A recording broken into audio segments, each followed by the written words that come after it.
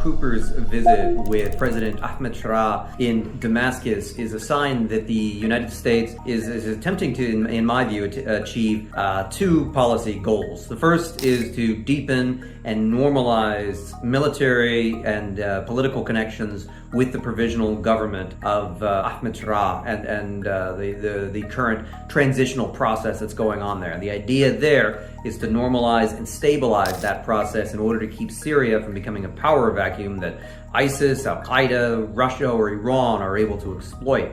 But the second, I think, more subtle goal that the Americans are trying for by sending Cooper into Damascus is signaling also to the Israelis that they are willing to put their personnel on the ground with people that some Israeli officials and politicians and MKs have threatened and said that they might decide to assassinate in the future. So it's not so much that the Americans are blocking Israeli military action, certainly not at the moment, but there's a growing willingness by the United States to put themselves in a position where it complicates Israeli operations and is signaling to the Israelis that their attacks or strikes within Syria carry some risks for important Americans, and that more or less means that for the time being, while these American officials are there, the Israelis are don't have that freedom of action to move against whoever they want.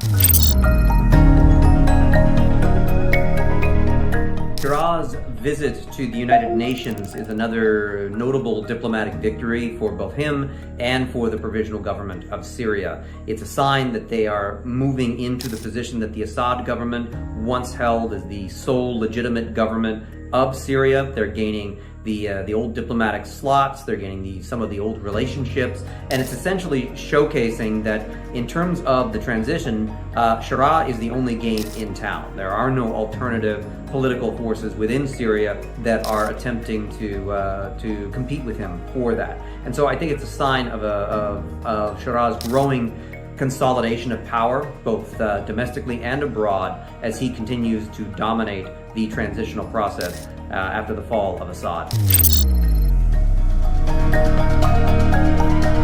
The UN and the United States as well are not terribly concerned about the current trajectory that Shara is on. It's not clear that Shara is ever going to actually hold elections or hand over power if those elections are even held, let alone shape a multi-ethnic, pluralistic democracy. But it doesn't seem like anybody's worried about that at the moment. Otherwise, I would expect there to be more friction and more controversy with his visit to the United States